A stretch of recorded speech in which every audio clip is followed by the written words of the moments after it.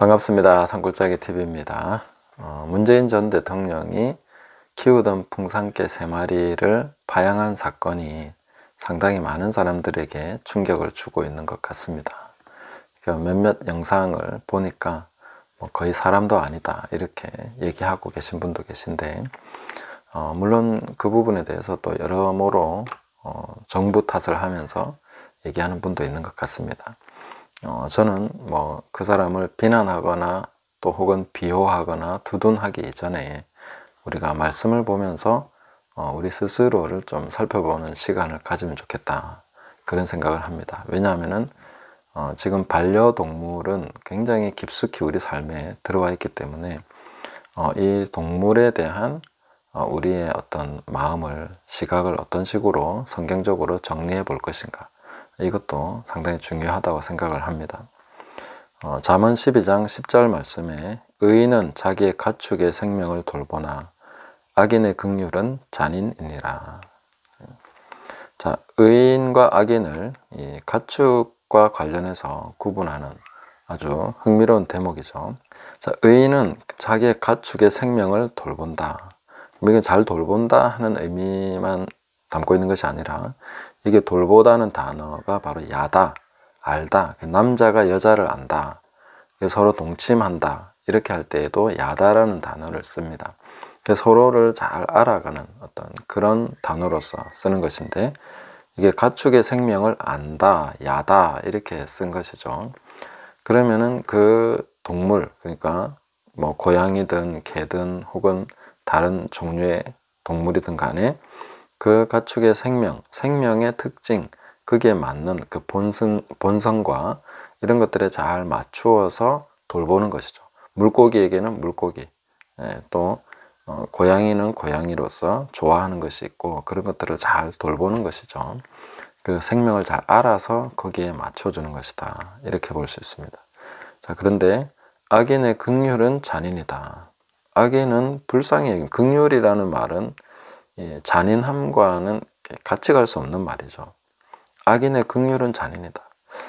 어떻게 이런 그 표현이 가능한가 하는 것을 우리가 생각해 볼 수 있습니다. 악인은 불쌍히 여기는데 잔인하다.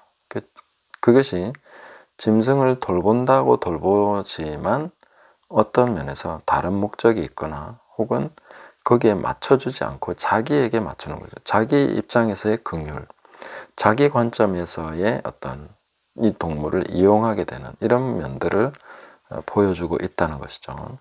그래서 긍휼히 여기는데 잔인하다. 한편으로는 그 짐승의 본성과는 맞지 않게 그렇게 짐승을 키우고 있는 것이 아닌가, 그냥 내가 보기에 좋게.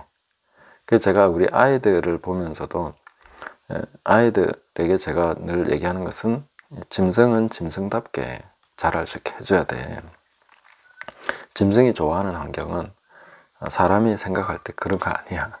애들은 리본 달아주고 막 이렇게 이불 덮어주고 이런 식으로 하더라고. 덮어주면 안 돼. 짐승은 덮어주는 게 아니고 깔아주는 거야.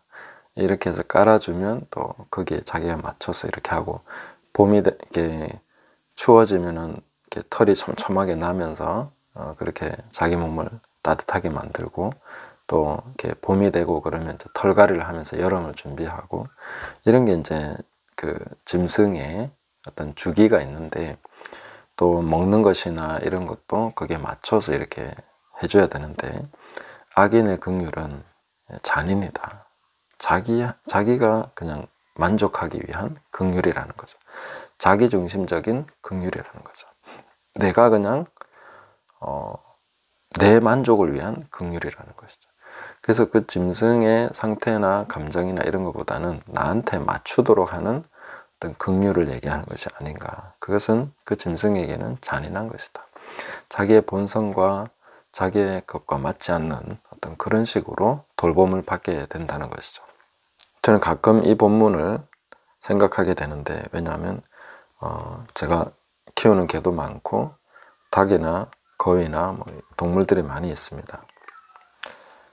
그러면서 내가 이 동물들을 잘 돌보고 있는지, 바빠서 먹이 잘 못 챙겨주고 이럴 때도 있고, 그래서 되게 이 말씀을 생각하면서 의인은 자기 가축의 생명을 돌본다 했는데, 내가 얘네들을 잘 돌보고 있는지 계속 생각을 하게 되는 그런 말씀입니다. 근데 악인의 긍휼은 자기중심적인 내가 만족하기 위한 긍휼이기 때문에 그 동물에게는 잔인할 수 있다는 것이죠. 그런 식으로 혹시 우리가 하고 있지 않는지를 봐야 됩니다. 최근에 제가 아주 속상했던 일은 우리 잭슨 검정 개인데 한번 풀려가지고 제가 아끼는 거위 2마리를 그냥 물어 죽였어요. 그래서 너무 속상해가지고 막 굶겼는데 며칠을 그리고 다시 지금 돌보고 있습니다만은 얘네를 어떻게 팔아버릴까 이런 생각도 하다가 또다시 지 본성인데 지는 사냥하는 본성이 있어서 그렇게 한 건데 내가 풀리도록 잘못한 것이 내 잘못이다 하면서 근데 이게 한두 번이 아닙니다. 지난번 염소도 얘가 물어 죽였고 닭도 물어 죽인 게 진짜 값으로 따지면 엄청 많을 겁니다. 아직까지 돌보고는 있지만 정이 잘 안 가는 그런 애가 하나 있습니다.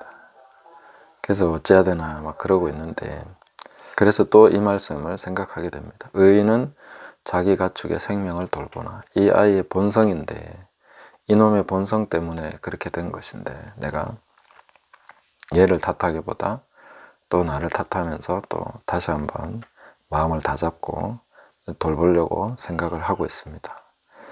그래서 우리가 이 말씀을 보면서 가축과 관련해서도 우리가 그냥 함부로 해서는 안 된다. 성경은 이 가축의 생명을 어떻게 대하느냐에 따라서도 정말 우리 자신의 어떤 악인과 의인의 그게 갈라진다는 거죠.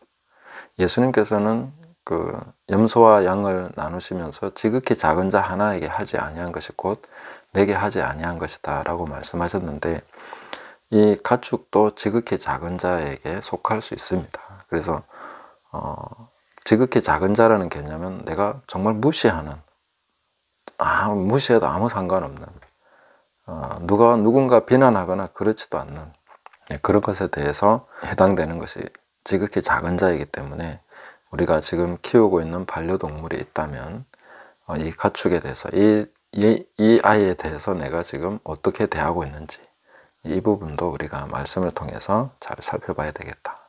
그래서 악인의 긍휼은 잔인이다. 나는 불쌍히 여긴다고 생각하고 잘해준다고 생각하고 있는데 혹시 이 동물에게는 잔인한 것이 아닌가 이것을 우리가 살펴봐야 되겠죠. 그리고 문재인이 파양한 것에 대해서만 우리가 분노할 것이 아니라 이런 부분에 대해서 우리 자신을 살펴보면서 나는 정말 그렇지 않은가, 나도 이 아이를 그냥 이용하고 있지 않는가, 내 만족을 위해서 이 아이를 묶어놓고 이 아이를 그냥 수술시켜버리고 이런 식으로 계속 하고 있는 것은 아닌가, 내가 이 아이에게 잔인한 짓을 하고 있는 것은 아닌가, 잘해준다고 하는데 이 녀석은 엄청 힘들어하는 것이 아닐까, 본성과는 안 맞는 삶을 살도록 강요하고 있는 것은 아닐까, 이런 것을 우리가 생각해 봐야 되겠다고 생각합니다. 키우던 반려견을 파양한 사건에 충격적으로 놀라고 분노하기 전에 또 우리 자신을 돌아볼 수 있는 그런 시간이 되면 좋겠습니다. 감사합니다.